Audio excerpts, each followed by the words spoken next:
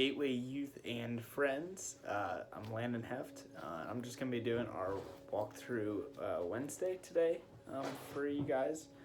Today we're going to be in James 3. If you want to turn there, we're just starting from the beginning of the chapter. Alright, so I'm just going to read straight through them. We're going to go through it. So, not many of you should become teachers, my brothers, for you know that we who will teach will be judged with greater strictness. For we all stumble in many ways, and if anyone does not stumble in what he says, he is a perfect man, able also to bridle his whole body. If we put bits into the mouths of horses so that they obey us, we guide their whole bodies as well. Look at the ships also. Though they are so large and are driven by strong winds, they are guided by a very small rudder wherever the will of the pilot directs. So also the tongue is a small member, yet it boasts of great things. So we're just going through James 3, verses 1 through 5. So this first verse, not many of you should become teachers, my brothers, for you know who we teach will be judged with greater strictness. So for one, at this time, we all know the Pharisees.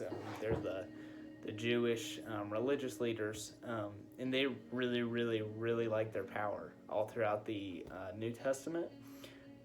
So one thing that could be going on here, people would have been pursuing like a church leader role in order to have that same power as a Pharisee would have in this situation.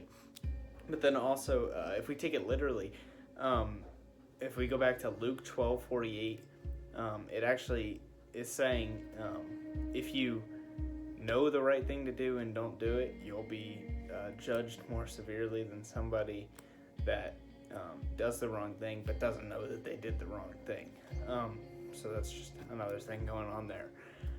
So then if we keep going down into verse 2, for we all stumble in many ways, and if anyone does not stumble in what he says, he is a perfect man, able also to bridle his whole body. I think the main thing right there is where it says in what he says. So James right here is talking about just like you've got to if you can control your tongue, you're able to control your whole body. We see Jesus when he's still around, he's saying it doesn't matter what's going into your body, whether that be food or whatever, because it's just going to come back out. But what comes out of your mouth is what's in your heart, and so that's actually what matters. So we've got to be striving for a more pure stuff to come out of our mouths. So then if we keep going, it says, if we put bits into the mouths of horses so that they obey us, we guide their whole bodies as well. Look at the ships also. Though they are so large and are driven by strong winds, they are guided by a very small rudder wherever the will of the pilot directs.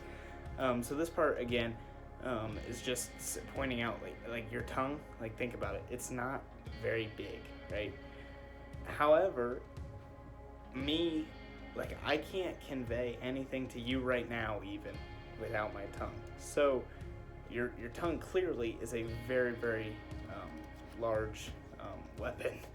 And so you can either use that for bad, right? Or you could use it to glorify God as it's intended for. So in the very last verse just says, so also the tongue is a small member, yet it boasts of great things. So again, the tongue is very small, and yet it's very important. I just would pray that you guys would have a really good week and just work on controlling your tongues. Thanks for your time.